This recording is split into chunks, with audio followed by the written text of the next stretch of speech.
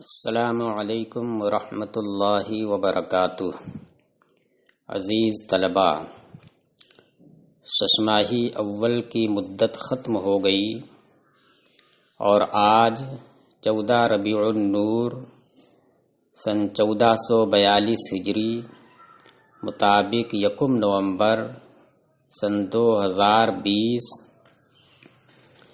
اتوار سے ششماہی دوم کی تعلیم کا آغاز کیا جاتا ہے، لہذا آج کا سبق اور اس کے علاوہ آئندہ جتنے بھی اسباق آپ کے پاس بھیجے جائیں انہیں غور سے سماعت کریں، اور بہتر ہوگا کہ ہر ایک گھنٹی کے لیے خاص وقت بنا لیں اور اس خاص وقت میں اس کو سن کر کے اس پر غور کریں، ذہن میں بیٹھائیں۔ اس کے باوجود اگر کہیں پر کوئی بات سمجھ میں نہ آئے تو سابقہ معمول کے مطابق آپ میرے ذاتی نمبر پر اپنی وہ بات، اپنی وہ الجھن پیش کر سکتے ہیں۔ انشاءاللہ آپ کی الجھن دور کی جائے گی اور وہ بات سمجھانے کی کوشش کی جائے گی۔ تو آج سے ہدایہ اولین کتاب النکاح سے آپ کو پڑھنا ہے۔ نکاح کا لغت میں اصل معنی ہے ضم کرنا، دو چیزوں کو باہم ملا دینا۔ یہ اصل لغت کے اعتبار سے نکاح کا معنی ہے، لیکن پھر اسے اصطلاح فقہا میں، اصطلاح شرع میں اس کا معنی ایک تو وطئی ہے اور دوسرا معنی وہ عقد ہے کہ جس عقد کی وجہ سے عورت سے یا مرد اور عورت کا ایک دوسرے سے فائدہ اٹھانا حلال ہو جائے۔ تو اصل لغت کے اعتبار سے نکاح کا معنی ہو گیا ملانا، مگر پھر اسے منقول کر لیا گیا دوسرے دو معانی کی جانب شرعاً۔ ایک تو وطئی کی جانب مناسبت ظاہر ہے، اس اعتبار سے کہ وطئی بھی ضم کے اوپر مشتمل ہوتی ہے۔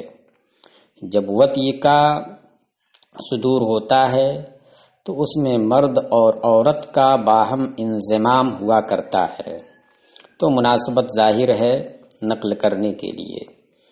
اسی طریقے سے اس عقد کے لیے بھی یہ لفظ منتقل ہو گیا جس عقد کی وجہ سے فائدہ اٹھانا حلال ہو جائے۔ تو اب یہاں پر بھی ظاہر ہے کہ یہ عقد گویا ضم کا سبب ہوا، اس عقد سے وطئی کر سکتا ہے، اور وطئی کا جب تحقق ہوگا تو ضم کا بھی تحقق ہوگا، وطئی ضم کے اوپر مشتمل ہوگی۔ تو اب دونوں معنوں میں استعمال ہوتا ہے، کہیں وطئی کے معنی میں اور کہیں پر جو ہے اس خاص عقد کے معنی میں۔ تو عقد کے معنی میں تو یہاں سے شروع ہی ہے، وطئی کے معنی میں جیسے قرآن پاک میں ہے فَإِن طَلَّقَهَا فَلَا تَحِلُّ لَهُ مِن بَعْدُ حَتَّى تَنكِحَ زَوْجًا غَيْرَهُ۔ تو وہاں پر حَتَّى تَنكِحَ جو ہے یہ وطئی کے معنی میں ہے۔ اب رہی یہ بات کہ نکاح کیا چیز ہے، اس کا تعلق عبادت سے ہے یا معاملہ سے ہے۔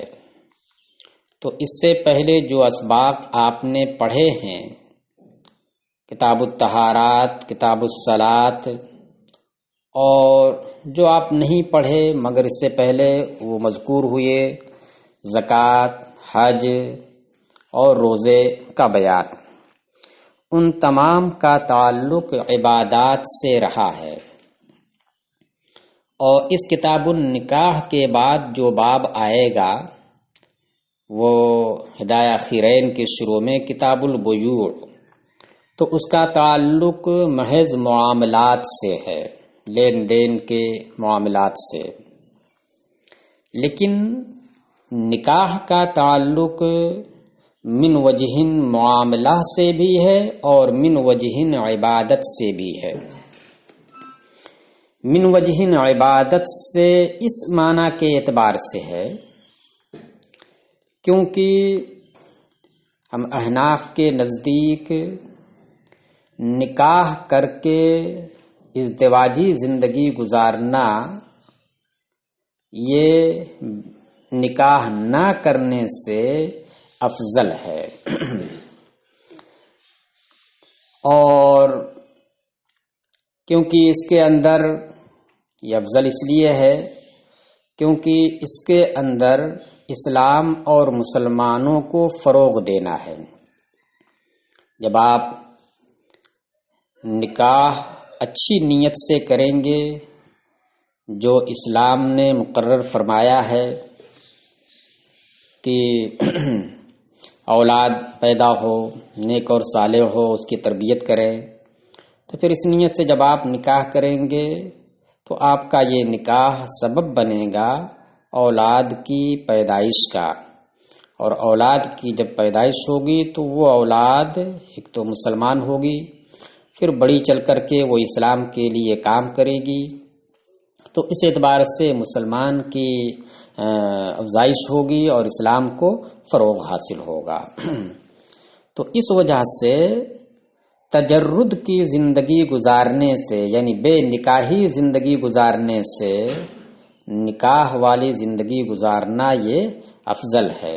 اگرچہ آپ کی یہ نیت ہو کہ نکاح ہم اس لیے نہیں کر رہے ہیں تاکہ ہم خالص عبادت کے لیے اپنے آپ کو کر دیں، ٹھیک ہے، آپ کی نیت اچھی، مگر اس کے مقابل میں یہ دونوں کام کرنا، عبادت بھی کرنا اور ساتھ ہی ساتھ ازدواجی زندگی گزارنا کہ جس سے اولاد پیدا ہو، اللہ کا نام لے وہ، تو یہ اس کے مقابل میں زیادہ بہتر ہے۔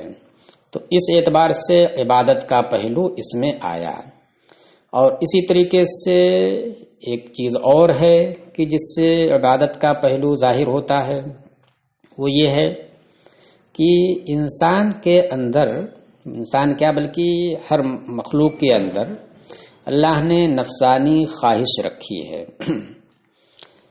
دیگر مخلوقات تو مکلف نہیں ہیں جیسے بھی وہ رہیں، لیکن یہ انسان مکلف ہے۔ اللہ تعالیٰ نے اس کے لیے جائز اور ناجائز چیزیں مقرر فرمائی ہیں۔ تو بغیر نکاح کے اگر کوئی شخص کسی سے اس طرح کا تعلق رکھتا ہے تو شریعت نے اسے حرام قرار دیا ہے، اسے زنا سے تعبیر کیا ہے جو حرام ہے۔ تو اب جب آدمی نکاح کرے گا تو اس نکاح کی وجہ سے زنا میں مبتلا ہونے سے بچ جائے گا، یعنی ایک حرام کام کرنے سے اپنے نفس کو وہ بچا لے گا۔ حرام کام کرنا یہ اللہ کی نافرمانی ہے، گناہ ہے، نفس کی شرارت ہے، اور ایسا کوئی کام کرنا کہ جس کے ذریعے حرام کام سے بچ جائے، اپنے آپ کو بچا لے جائے، یہ عبادت ہوئی۔ یعنی گناہ سے اپنے آپ کو بچا لینا یہ عبادت ہوا، یہ اللہ کی طاعت اور بندگی ہوئی۔ تو اس اعتبار سے نکاح کے اندر عبادت کا معنی پایا جاتا ہے۔ رہی بات معاملہ کا معنی، تو ظاہر ہے کہ معاملہ اس وجہ سے ہے کیونکہ نکاح کے اندر مبادلہ ہوتا ہے کہ عورت کی جانب سے ملک بضاعہ کی سپردگی ہوتی ہے جس سے شوہر فائدہ اٹھاتا ہے، اور مرد کی جانب سے اس کا عوض دیا جاتا ہے مہر کے نام پر۔ تو یہ معاملہ ہو گیا، مبادلہ ہو رہا ہے۔ دوسری چیز کہ اس کے اندر، یعنی اس نکاح، عقد نکاح کے اندر ایجاب اور قبول ہوا کرتا ہے۔ کہ عاقدین میں سے جس کی جانب سے لفظ پہلے صادر ہو وہ ایجاب کہلاتا ہے، اور اس کے مقابل میں سامنے والا جو جواب دے اسے قبول کہتے ہیں۔ تو یہ دونوں چیزیں بھی اس کے لیے ضروری ہیں اس عقد نکاح کے پائے جانے کے لیے۔ اور تیسری چیز شہادت بھی اس کے اندر ضروری ہے۔ اس نکاح کی عظمت کو ظاہر کرنے کے لیے شہادت کی بھی شرط اس کے اندر لگائی گئی ہے۔ اور چوتھی چیز یہ ہے کہ یہ نکاح کا جو معاملہ ہے یہ بھی جھگڑے یا نا اتفاقی وغیرہ کی صورت میں قضا کے تحت آتا ہے کہ جب کوئی بات ہو جائے تو قاضی اپنے فیصلے سے اس کو درست کرتا ہے۔ تو یہ ساری چیزیں کہ مال عوض میں مقرر ہو، ایجاب اور قبول ہوں، شہادت اور گواہی ہو، اور قضائے قاضی کے تحت آتا ہو، یہ ساری چیزیں معاملات کی علامات سے ہیں، معاملات میں سے ہیں۔ تو اس وجہ سے یہ کہا گیا کہ یہ جو ہے معاملات سے بھی ہے اور عبادت سے بھی ہے۔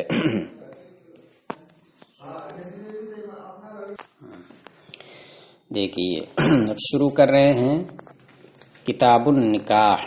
قال النکاح ينعقد بالإیجاب والقبول بلفظین يعبر بهما عن الماضی۔ نکاح منعقد ہو جاتا ہے ایجاب اور قبول کے ذریعے ایسے دو لفظوں سے جن کی تعبیر صیغہ ماضی سے کی جائے۔ دیکھیے مطلب یہ ہوا کہ نکاح کا انعقاد کیسے ہوتا ہے؟ ایجاب اور قبول کے ذریعے۔ بتا چکے ہیں ایجاب کیا ہے، قبول کیا ہے۔ اب آ گیا ہے بلفظین۔ تو بلفظین یہ بالایجاب والقبول سے بدل بھی ہو سکتا ہے، ایجاب و قبول سے منعقد ہوتا ہے یعنی ایسے دو لفظوں سے، اور یہ حال بھی واقع ہو سکتا ہے اسی بالایجاب والقبول سے۔ تو گویا ہو جائے گا النکاح ینعقد بالایجاب والقبول حال کونہما بلفظین، کہ اس حال میں کہ وہ ایجاب و قبول ایسے دو لفظوں کے ساتھ ہوں جن کی تعبیر، جن کی ادائیگی صیغہ ماضی سے کی جائے۔ یعنی وہ لفظ کون سا صیغہ، لفظ تو ہو مگر صیغہ کون سا ہو، ماضی کا ہو، یعنی فعل ماضی۔ دیکھیے لأن الصیغۃ وإن كانت للإخبار وضعا فقد جعلت للإنشاء شرعا دفعا للحاجت۔ دیکھیے اس کو سمجھنے سے پہلے یہ بات ذہن میں رکھیے کہ ایک صیغہ فعل ماضی کا ہے اور دوسرا فعل مضارع ہے۔ تو فعل ماضی ہو یا فعل مضارع، یہ دونوں خبر دینے کے لیے وضع کیے گئے ہیں۔ یہ دونوں خبر دینے کے لیے وضع کیے گئے۔ ماضی تو پورے طور سے زمانے گزرے ہوئے زمانے میں کسی چیز کے واقع ہونے کی خبر دینے کے لیے ہے، مضارع ہے تو اس میں حال کی بھی خبر دی جاتی ہے اور استقبال کی بھی۔ وہ حال میں تو انشاء ہوتا ہے، استقبال میں نہیں ہوتا ہے، لیکن چونکہ دونوں میں وہ مشترک ہے، جس طرح سے استقبال کے اوپر دلالت اس کی ہوتی ہے اسی طریقے سے حال پر بھی اس کی دلالت ہوتی ہے۔ تو اب انشاء عقد یہ کیا ہے؟ یہ انشاء میں سے ہے۔ آپ نے نومیر میں پڑھا ہوگا انشاء کی 10 قسموں میں سے ایک قسم کیا عقود ہے۔ تو عقود یہ عقد کی جمع ہے، یعنی یہ جو عقد ہوتے ہیں، معاملات ہوتے ہیں۔ تو عقود جو ہوتے ہیں یہ انشاء کی قبیل سے ہوتے ہیں۔ خبر دینا اس میں نہیں ہوتا ہے بلکہ خود اس بات و معلوم یکن کرنا ہوتا ہے کہ جو چیز ابھی نہیں ہوئی ہے اس کو فی الحال ثابت کرنا انشاء میں ہوا کرتا ہے۔ آپ دکان پہ گئے کوئی سامان خریدنے کے لیے تو اب آپ نے دکاندار سے کہا میں نے یہ سامان اتنے روپے میں خرید لیا، اور اس نے کہا ٹھیک ہے میں نے بیچ دیا۔ تو اب جو آپ دکاندار سے کہہ رہے ہیں میں نے خرید لیا، تو ایسا نہیں ہے کہ آپ پہلے خریدے ہوئے تھے اور اس کی خبر دے رہے ہیں، نہیں۔